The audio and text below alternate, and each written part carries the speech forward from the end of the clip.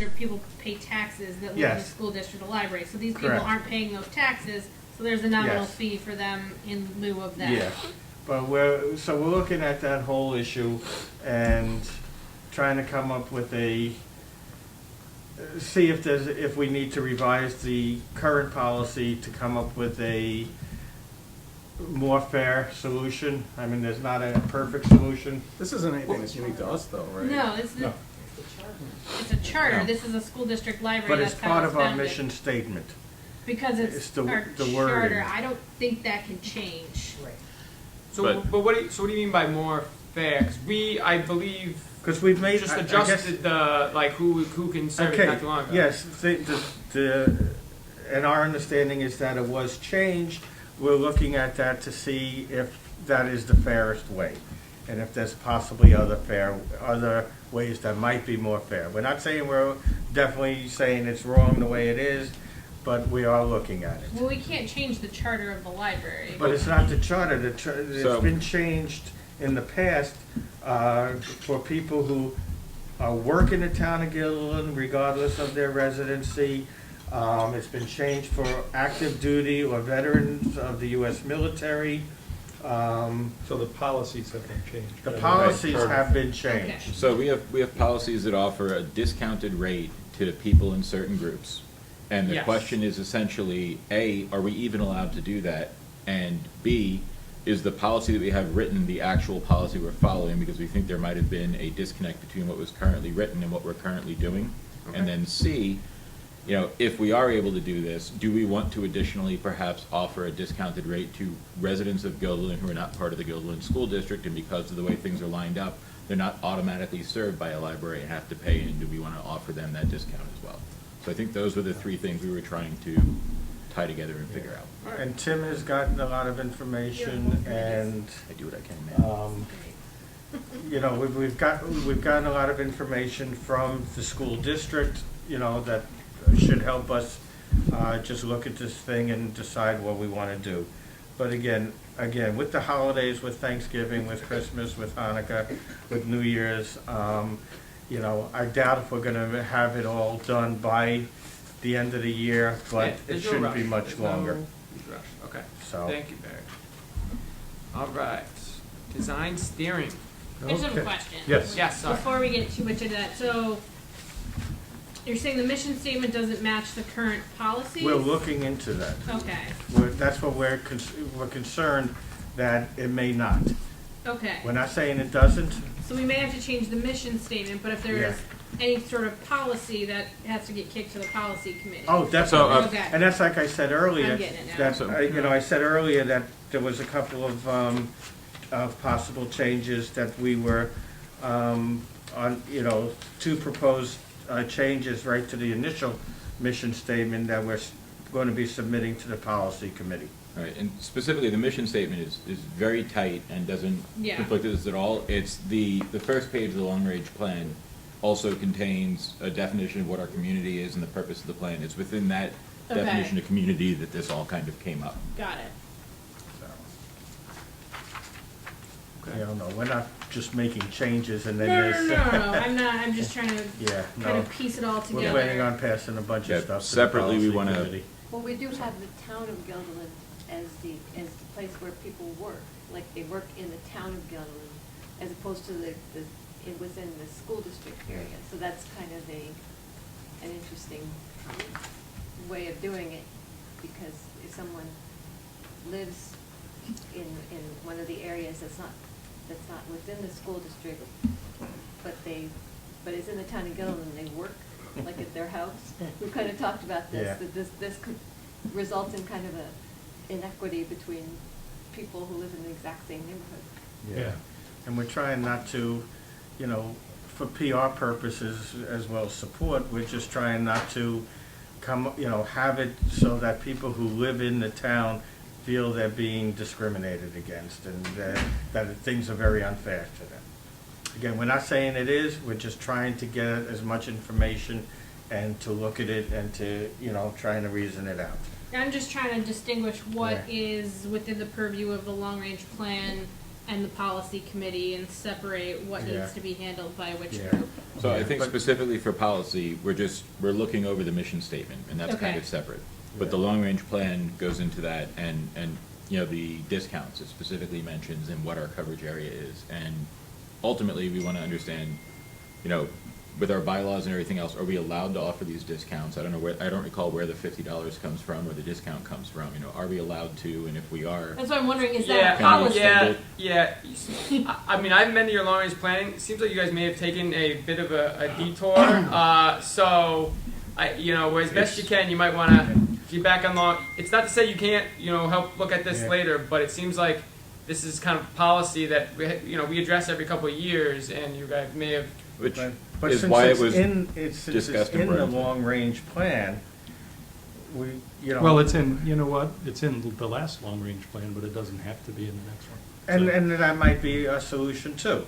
That, rather than try to come up with changes to the current wording, we may just recommend deleting the entire thing. Right. But again, we're trying to, get that information and stuff, but. And in the larger sense, for me, it is an issue the library should address through whatever committee or full board, because it really does matter to a significant number of people who live in the town of Guilderland. I think it's 450 addresses, if I'm not mistaken. It might So- not even be an issue if people, people get library cards from their libraries that cover them because they can use them at Guilderland anyway. So, There are so the point people- is, they yeah. don't have libraries that cover them. You can live in a spot in Guilderland that's not in the Guilderland School District, maybe it's in the Colony School District. And the library in Colony is a town library, not a district library, so they don't cover them either.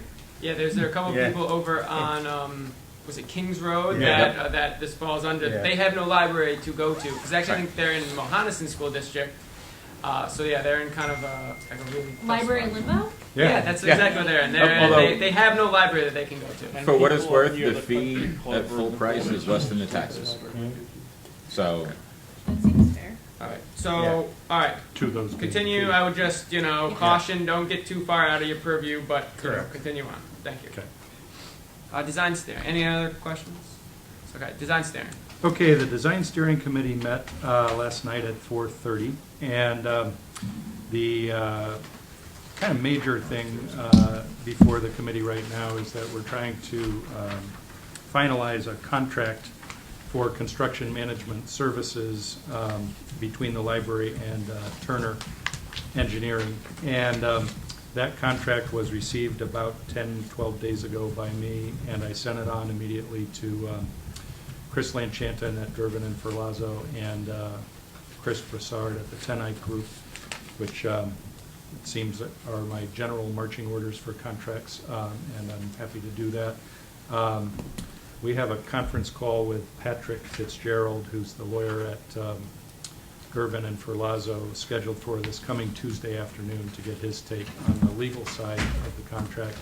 If I remember correctly, the insurance side is essentially reviewed pending a couple of comments that he had that were more for the lawyer to look at rather than for the insurance person to look at. So we hope to get that contract in place, and then we have another conference call scheduled on December 17th with Paul Mays, the architect. And by the way, you should all know that Paul is the main architect on our project and the kind of the vision person for our project, but the working architect on our project is Megan Brennan. And so Paul and Megan were both at the meeting the other day. But on the 17th of December, we have a conference call with Turner, with Paul Mays' firm, probably both Paul and Megan, and representatives from the library. And of course, we can hopefully get a board member or two. I'm not sure. That conference call is at 11 in the morning. So, there may be some people that are able to join us, and there may not, depending on work schedules and so forth. But Now, is that something you would like to pursue in the future, having board members on the conference call?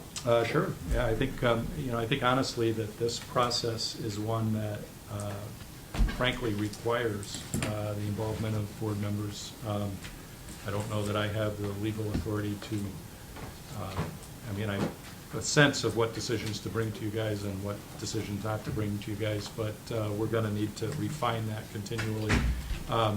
With all due respect to you guys, I'll say first about me and my team, we haven't built a building before, and many of you probably haven't built a building before. So, oh, Doyle's here. Okay, so I better go talk to Okay, Doyle Security. I So- can kind of take out the Okay. last part of design steering, because I went to the committee. So, from what I could tell, design steering committee now is going to be kind of refining the ideas going forward. So, you know, is this wall going to be here? Is there going to be 6 inches here? So, you know, we have the general idea, but now they're kind of really tweaking the individual things. There's going to be a window. Is it going to be 6 inches this way or this way? So, having gone to the meeting, it's become very apparent to me that we really need to have board members there. So, everyone on the design steering committee, after the meeting, I'm going to get together with Tim. We're going to sit down and we're going to figure out when's the best time to meet with these guys. Like, is it 5:30? Is it 6? Because we really got to have board members at this meeting, or else I guess I'm a little concerned that we won't have the input on kind of the tweaks to the library that is necessary. So that's all I'd like to do after the meeting. Just a quick second for those on the committee. And then I think that's about everything. So then we'll move to finance. We did not meet. Can I just interrupt you for one Yes. second? Miss Megan, she's part of Paul Mace's Yeah, architectural yeah, firm, right? yeah. Yeah, I think she, from what I could tell, she seems like the one who's actually going into the computer and moving, you know, the wall here, here. So, so Paul's, so yeah, that's from what I could tell. She's kind of in that process. So, any other questions? Oh, and Jason is now the chair. That we'll officially make that down in new business, but I asked Jason to be the chair of the committee of building and grounds, or not building and grounds, of design steering. You can and take building and grounds too. No. So thank you, Jason. We'll work together to kind of make sure that we can get people to that meeting. So thank you. He doesn't need a vote or anything, right? This is like, we just needed to say it publicly. The committee appointments. Yeah. Well, I think it needs a vote because I'm also pointing Mark to some stuff too. Oh. So, but yeah, that's down a little bit. So, okay. Any other questions? Finance.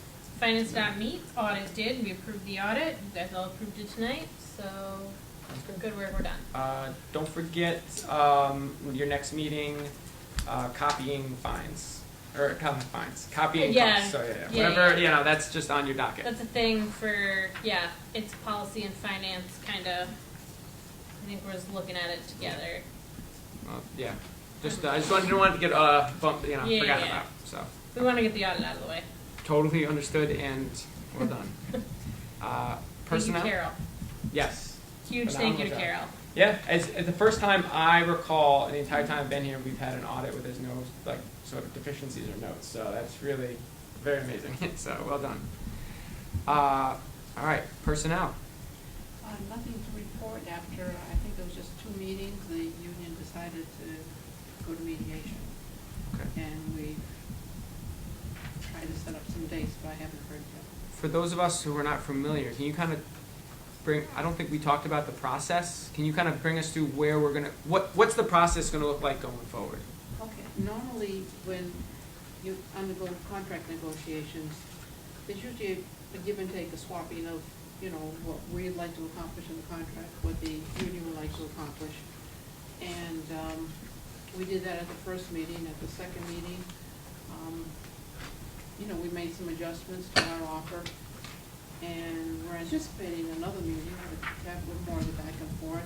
And we were notified that they chose to go to mediation, so that we now have an arbiter who will come in, and there's nothing that is required. The purpose is, I guess, to have a fresh outside, you know, take a look, compare, you know, both sides' offer, and make a recommendation. Neither side has to accept it. And then, you know, you just proceed from there. Okay. Does anyone have any questions? Okay. Thank you. Policy, which I guess. I'm sorry. When did the contract expire? Was it March? Let's say June June. June 31st. June 30th? June 30th. Okay, thanks. So policy, who Myrene's not here, so I will, I guess, was anyone from the policy? Yeah, You wanna you can do just? it. So we talked about the no smoking policy, which we've got attached here as well with changes. Firstly, we're updating it to a no smoking / vaping policy. It originally read smoking, use of e-cigarettes, and vaping. Really, e-cigarettes and vaping are the same thing, just two different terms for it that are pretty common. So we're looking at smoking and use of e-cigarettes / vaping are not permitted anywhere within 100 feet of GPL or its properties, because the new law says 100 feet of the property. And then we changed the way we worded the last section. Anyone found in violation of this policy will be asked to extinguish all smoking materials or to leave the property. Failure to comply may result in library contacting law enforcement. It's pretty straightforward. So by our bylaws, this was presented, I guess technically you meet them a couple days ago, but it meets 30 days. So this will be approved at our next meeting. Okay. I have a question. Yeah. Adding within 100 feet, and believe me, I'm as anti-smoking of any kind as anyone in the world, but doesn't that bring us onto Yep. Our Lady of Mercy? It does. That makes their it where property? technically we could stand at the edge of our property and point 100 feet in any direction. If we see anyone there smoking, they're in violation, and the library is liable for it. So I if believe they're there on are Our Lady of fines. Mercy property, we can Inside, tell them not to smoke? from what I understand, inside the building, inside their own cars, anything like that, there's nothing we can do about it, but stepping outside of their building and walking to their car, nobody should be smoking. We are not responsible for walking around, finding people that are smoking, and chasing after them and calling the cops. This is the policy. This is what we're supposed to put out there legally, and it's a very obscure. New York State law. The people that actually, I think it's a bunch of accountants that are responsible for enforcing it, so I think technically we're supposed to call them. I don't recall the exact. Yeah, it's like Department. not the police. It's like the health department is who the authorities are on this one. And we don't have any control over that line in this policy whatsoever. Have to adopt it. So where it says that anyone found in violation of the policy will be asked to leave the property, we can tell them to leave Our Lady of Mercy property? That doesn't seem logical to me, but. Well, we'll be asked to extinguish all materials. So we'll do that first. Or to leave the property. But I don't think anyone's gonna walk out of the library, go over to Our Lady of Mercy. Okay. And I'm pretty And sure do that that. Our Lady Mercy, which They also is have part the of policy. St. Peter's Healthcare, has a Yeah. policy also establishing the same thing. Okay. Right. So if we did need to communicate with them and say, hey, look, at this is our policy, Yeah, what can we do to work Okay. together, I think would probably be. fine. Yeah, I mean, ultimately, this is just bringing the policy, just cleaning up some language and bringing it up to date Yeah. with what we're legally supposed to be doing right now. Sounds good. And we do have some signs posted as well. I don't know if you've seen them out there, but they're the lawn signs stating the policy. Maybe Tim could talk with the director of Our Lady Mercy Life Center, just That's- explain our situation. Okay. You know what I mean? He's already done Does that. he do that? Yeah. Perfect. Good. All right. When the So- law was updated, he informed that we'd be getting new signs and da-da-da-da. Good. So next is Skype. I guess there was a question. Well, we had a couple other things I need to just go through Sorry, super sorry. quick just to get it there, but we talked about rules of public behavior. There was some conversations in the library about what the rules are that are there and how they're being enforced, so we're looking through that to determine what updates we might want to make to that. We're also going to go through the oldest policies and try to focus on those to get those updated, since there's some that haven't been updated in quite a long time. And at the same time, we're going to pull in the smallest policies, things that are that tiny, so we can try and update a whole batch of things and maybe get the whole list updated over the course of the next year. And there was also the big discussion about the conflict of interest policy and the code of ethics policy and how they relate to each other, and changes that we may be looking to make into that. So I emailed the policy, and we'll just discuss. We can Yeah. just figure that out in policy. And you were gonna talk to Jim Burke about? I did. Yep. So I already had the discussion. If you want to, I'll discuss it in Yeah. policy, but I'm not going to bog us down here with it. That's fine. Um, The other thing was the Skype thing. Skype. So actually, you're doing a great job. Go All ahead. right. So apparently there's been something that's been requested at some point, the idea of being able to Skype into one of these board meetings or something along those lines, if you're not able to physically be there. So I don't recall how long ago it was asked for or by who, but it was brought up in the meeting and we had a brief discussion about it. One of the concerns being that, for example, you're in the Bahamas. Technically, if you're attending the board meeting from the Bahamas, you have to post publicly where you're at. It's a place that anybody in the public should be able to go to view the board meeting. So I think, and that's aside from any complexities about how many laptops do we have to have set up in the room for e-presence, for how many members that would be allowed to do it. So I think there's privacy concerns, there's complexities about it. I think it comes down to maybe we need to decide if this is really something we even want to pursue or if we just want to take this off the list. So, yeah, that's kind of the gist of it, is this something we want the policy committee to look into, or are we just would rather move on? I think, Barbara, you're always supportive of it, so let's hear your thoughts. It has worked fine for the school board and multiple boards throughout the entire state. And the concern of being in the Bahamas or someplace else, as long as it's posted. And if you don't want somebody to know where you're at, you just don't attend. Yeah. Yeah, Exactly. but you're ultimately saying, I'm not home, I'm on vacation right now, when you're saying I'm in the Bahamas attending this But meeting, you've which made that is. choice to participate in the meeting. And then, True. did we find out, Brian, if there has to be a physical quorum? If you are part of the quorum, does your This is vote all stuff that count? if Yeah, we the wanna look policy into, committee would look into. yeah. So is that something the board wants the policy committee to look into? And then, if so, we'd find that out, and then the next meeting, probably going forward, we'd discuss, if that is the case, the nuances of, how many people can Skype, what the situation is gonna be for deciding which board members can Skype in when, so that it's fair, so there's not one person who's never attending meetings and everyone else has to be here. So there's a lot to dig into. If you want us- Theoretically, it can have Brian here with 10 laptops. Let's be honest, it would be Jenna here with 10. Yeah, I was gonna say, Yeah. 11 laptops.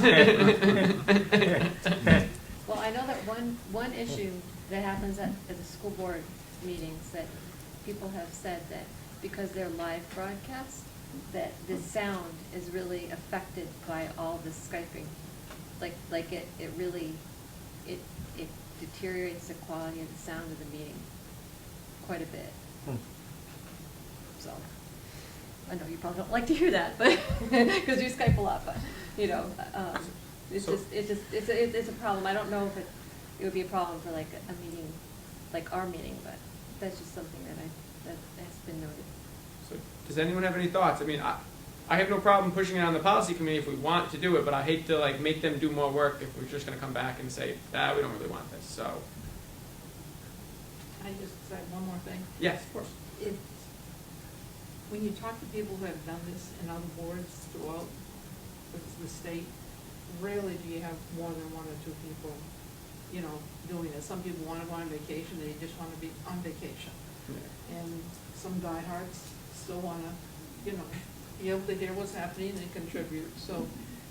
I mean, if I was on I don't vacation, think I you'd would ever not be have- Skyping in, so Right, I'm one of right, those people, right. even if we But did this policy. You'd never have 10 people trying to Skype in. I mean, that's just. Well, I guess the fear maybe would be that you wouldn't be on vacation. You'd be at your house and, it's cold out. Why do I have to go in? Jenna can just set up the The computer. other places where I'm in that has favor come in of handy, people who getting have rid of had, Skyping, but. Okay. people who have had surgery and can't get out of the house, but still are physically, mentally, perfectly capable of participating. That's another situation where it's been helpful. And it's not a permanent situation, but, if you just had surgery and, you're still ready to go, then it's been very helpful for a lot of boards. Particularly when you're looking for forums and things like that, but. That's a So good anyone's point. thoughts? Sold on Barbara's argument?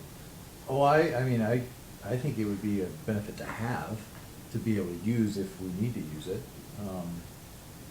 I do a lot of Skype meetings too, so I'm in favor.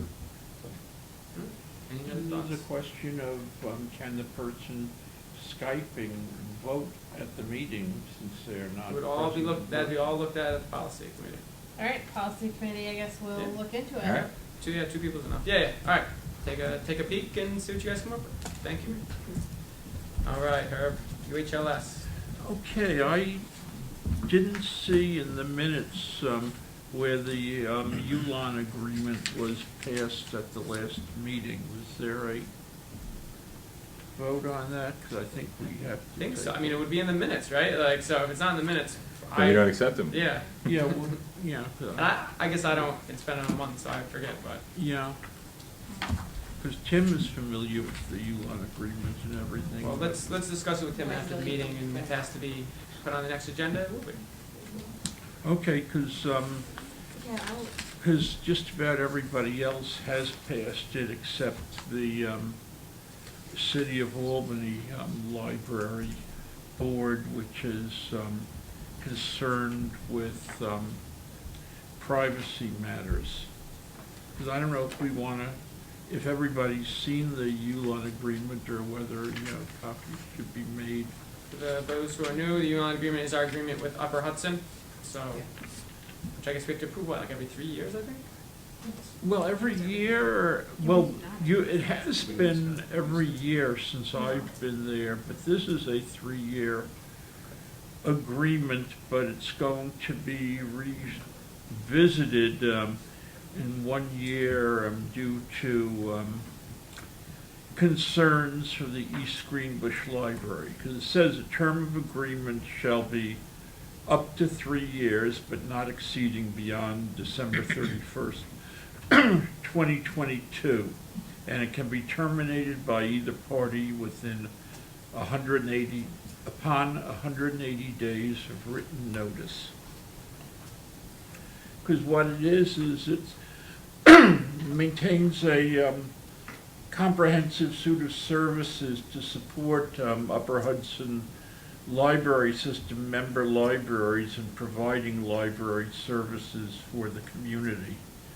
And so the member libraries pay the Upper Hudson Library System a fee to help support all these services that are given, and the purpose is to generally outline the scope of services provided by the Upper Hudson Library System to the libraries, in addition to the structure of the fees and responsibilities of the parties. I won't go into, the nitty-gritty of the Yeah, for sure we did not adopt something like that. the agreement, but there was a letter from East Greenbush about that, because what it was calculated is that the fees would go up 2% a year, and they tried to make something fair, and they figured that might be the fairest way to do it. The board of the Upper Hudson Library System discussed several different things at previous meetings, and this is fairer to some libraries than others, because it depends on the formula is determined by local support, circulation fee, and adjustments. And there are people from other areas or other libraries that use the larger libraries as points where they drop off their books and stuff. And that costs the larger libraries, in this case, more money, because the fees are higher for that based on the formulas. So East Greenbush was very concerned because North Greenbush and various places, people from those libraries drop all sorts of things off at East Greenbush. So they are we're really concerned about that, but they did sign on to it because it would be looked at within the next year to see if something more equitable could be done. So the only library that I knew of who has not signed on to it is the City of Albany Library, because they had other concerns. But this is something that I guess that Tim would have signed. Well, let's me, you, and him talk. Yeah, figure out what we have to do. because this is something that has to be signed, so I assume that he has signed it whether he brought it up at the meeting, I honestly can't at the remember. meeting or not. But it doesn't need our approval, it just needs the director's signature, you're saying? Usually the library boards review it and pass it. Alright, so But, we'll talk you to know, him about it. Yeah, so I'm not sure what, you know, if anything was done at the last meeting, because the last meeting is where it might have come up. They have a new contract delivery service, which I think was mentioned at the last Yep. meeting by Tim. And construction aids policies were updated, as well as the central library budget. And the Fine Free program is talked about on, they haven't, actually, there was a meeting scheduled for today at 6 p.m. this evening I know, on I the actually, Fine there was Free a program. point I was contemplating trying to move our meeting to that building so we could go to that, and then also go to our own, this meeting, but, it was advised not The to word do that. worked out good today. Yeah, actually, ironically. Well, the Yeah. NYLA conference was held last week, Mhm. and I don't know exactly what happened there, because it was at the day of the Upper Hudson Library meeting was the day of the start of the NYLA conference, and nothing had really been done at that point. And, let's see, that's pretty much it. There was a discussion of the various programs that the Upper Hudson library system is involved in, and, you know, it's all very technical, and that's Good, thank you very pretty much, much Eric. what happens So yeah, there. don't forget that me, you, and Tim got to talk about the agreement, so we'll figure that out. Foundation, I'm guessing Tim probably didn't even go to the foundation meeting because this alarm keeps going off. No, So- It They also- just started, Oh, I okay. saw them in there, Yeah. but. They did leave at the second alarm, they just took off. They won't have a ton going on right now because their gala finished, which I think was fairly successful. So, director and staff report. Tim's not here, so let's skip that. Can I just ask you one question? Or- Yeah, of course. Or Yep, John, yep. maybe? It says that you taped the diversity training. Is it on a disc, or could we like borrow it so that we could see it? Oh, sure, yeah, we do have it in archives, so we can get that to you, sure. Good, Yep. thank you for doing that. Yeah, John from IT department did record that, so, Great. okay, you would like to, have that emailed to you, or just have it available? He's got it on our website, I believe, so, I'll find out On the more about it. website? I think it is, yeah, I'll find So out we more. could just play it off the website? I think so, yeah, I'll find out more about where he Okay, has it, that'd be great. whether he has it on. Yeah, but if it's on a disc, then I'll just pick Yeah. up the disc. I thought Time's so. impeccable. Thank you. We are now all set on the fire alarm. So, Hey, all right. Just, We just got to the director and staff report. Director and staff report, I got it right here. As I'm finding it, I'll just say that, first of all, thanks to Barry Nelson. It's great to have a fireman in the building when you have a fire alarm. But then secondly, that had we not engaged Doyle to come in on their emergency service, we would have had to have someone in the building 24 hours a day until they came on their non-emergency service, which was December 19th. So, but anyway. And for a building this size, you'd want more than one person. Yep. Good. Yep. So just a few things to highlight. I always, write a report, and then I think I read everyone else's report after that. And honestly, the exciting stuff that happens here often doesn't involve me, so that I take stuff from other people's reports.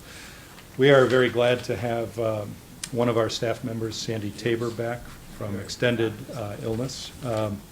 And our other librarians in the department, the programming department, did a great job covering for her over the about 3 to 4 months, I think, that she was away getting treatment. So if you see Sandy, welcome her back.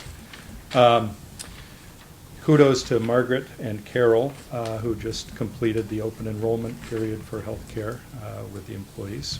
We also had a department head retreat. I failed to write down the 3 subjects that we talked about, but I can remember that 2 of them are, well, I can remember all 3. Improved communication, talking about leadership in general, and reflecting on the long-range plan in order to give feedback to the committee from the department head perspective. You can see in Luann's report, first of all, Luann continued great job, but you can see in her report that we are in 3rd place in the Capital Region for social media impact of our social media accounts after Albany and Schenectady, both much larger libraries, and ahead of Bethlehem and Colony, which are more peer-sized. So good work there. The digital sign, we are working with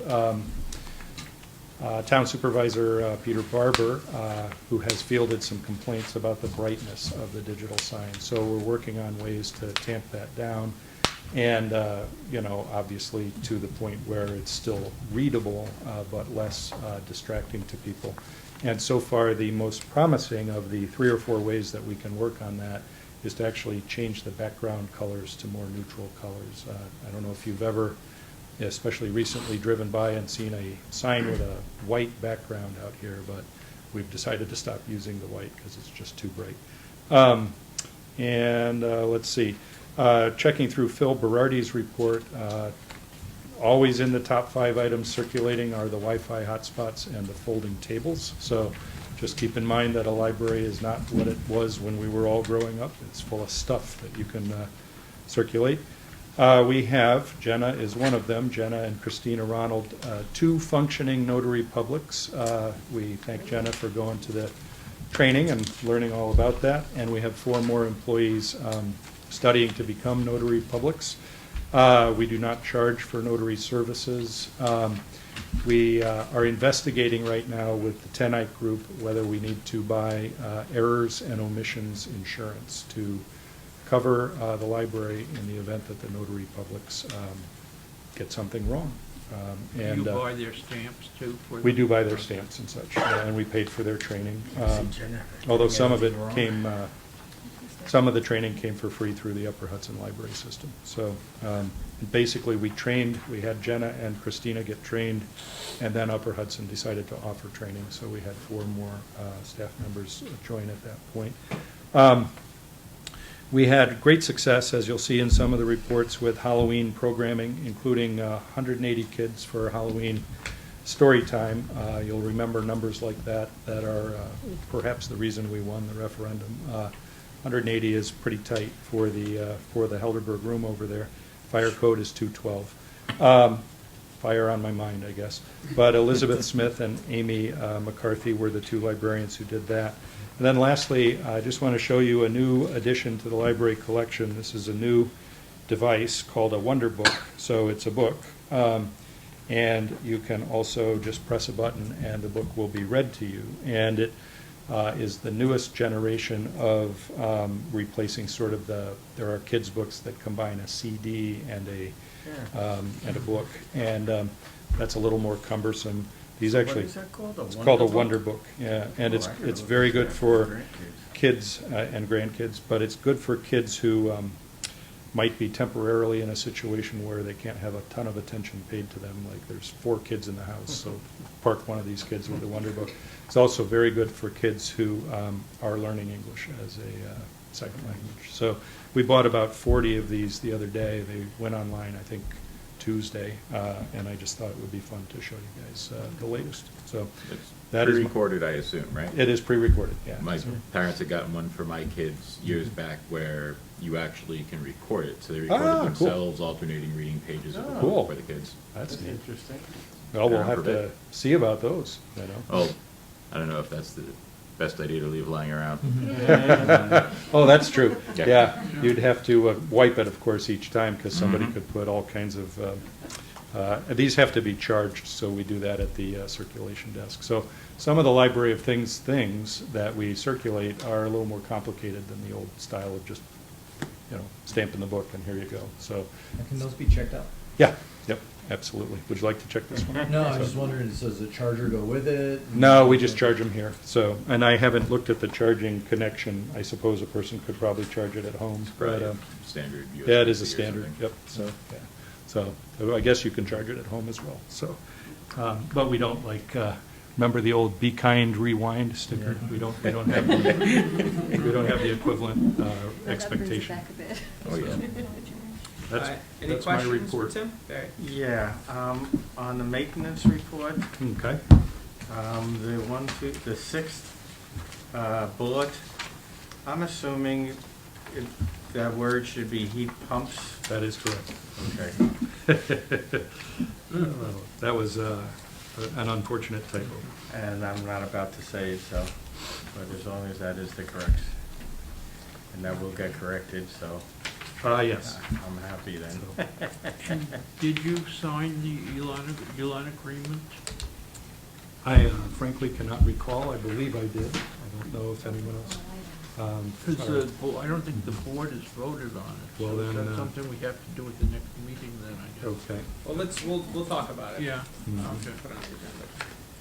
So I have the agreement with me if, you need to make copies. Well, I believe Tim was probably going to send it out, isn't he?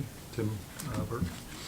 So, Let's I talk thought it about, went let's to talk the about it lawyers. after the meeting. Yeah, okay. okay. All right, I next. will Sorry, go ahead. make a motion to accept the directors and staff reports for October Second by 2019. Phil. All those in favor? Aye. Opposed? Motion unanimously approved. Next, we're on to old business, the RFID contract. You have a resolution. I do. It's also in your packet. The purpose of this resolution is that Or, I'm sorry. you may recall that last meeting, you passed a resolution saying, authorizing the library to enter into a contract for RFID with Biblioteca, and subject to the review of the lawyer and the insurance person. Those reviews took place. They were very useful. Just to give one example, the lawyer said that Biblioteca is in Minnesota, and the contract said that any contract disputes would be resolved according to the laws of the state of Minnesota, so we got that changed to the state of New York. So having lawyers and insurance people review these things is a great idea. So I did sign the contract. The equipment will be here on December 1st. The reason you have a resolution in front of you is that I slightly misspoke last board meeting. The contract that I signed was not with Biblioteca, but with Hitachi. And it's for Biblioteca equipment, but the financing is done by Hitachi. So it's a little bit like buying a car from Fusillo and going to CEFCU for the loan. So thank you for authorizing us to sign the contract, but since strictly speaking, you authorized us to sign a contract with Biblioteca, and we signed a contract with Hitachi, Chris Lane Chanton wrote a resolution to essentially correct the mistake that I made last time, and that's in your packet. So, Move the resolution by Barbara, seconded by Bear. All those in favor? Aye. Opposed? All right, adopted unanimously. okay, snow plowing contract, Yeah. assuming I may.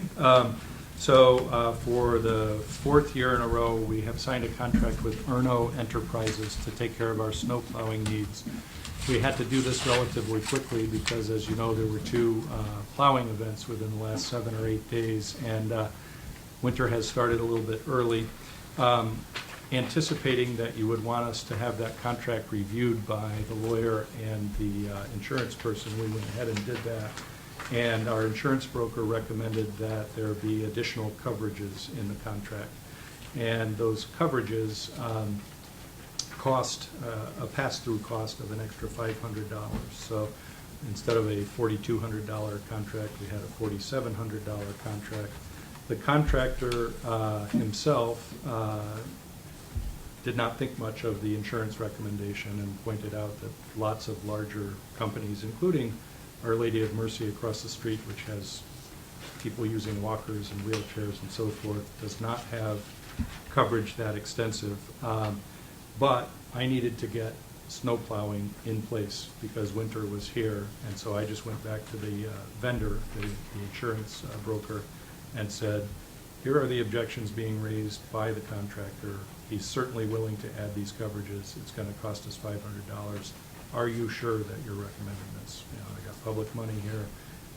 I don't wanna spend $500 if I don't have to, and our insurance broker said it would be a good idea to add these coverages. So we've got some pretty major coverage for any accidents that take place in the parking lot related to snow plowing. Question. Yeah, and that contract's in your packet too. Yeah. The very first item in the contract, in the agreement, we are the customer, the contractor is contractor, and it says customer agrees to perform such services. Shouldn't that be the contractor? Well, I'll check. So, Is it talking about the clearing the snow yeah, and all that? okay. I So mean, it's, basically, Yeah. we're saying we're the ones who are We're gonna do paying it it. ourselves. Nice catch, yeah. Yeah. Giving us all shovels. I see customer agrees to hire contractor to clear. Next snow. line, number We're one, right customer agrees next to to perform number such one. services. Okay. that's a- Customer agrees to perform Yep. such services? After which, customer That agrees should to be pay. con- Yeah, contract? that needs to be changed. Yeah. Yep. Like ourselves. So, No, it's Thank the you. contractor. We get to pay them for it. yeah, So we we have to gotta do buy it some and pay shovels for too. it. Yeah, so, How many All right. times last year we had to pay them the salt? pay them to salt? Yeah, because that's not included I in think the about 3 or 4, but I don't happen to know off the top, so. Now, does the board have to approve this now? No, Okay, we're not in the business of approving the contract, right, so, okay, um, just curious. But I think this idea of reviewing them through the lawyer is a good idea, and the insurance. Yeah, but I'm I agree with surprised that. the he's surprised I lawyer, didn't catch that the one. lawyer didn't catch that one, because that Yeah. jumped out on me like hitting me in the head with a hammer. Do our personnel also spread the Yes. calcium on the Mhm. walkways and stuff? Yep, yep.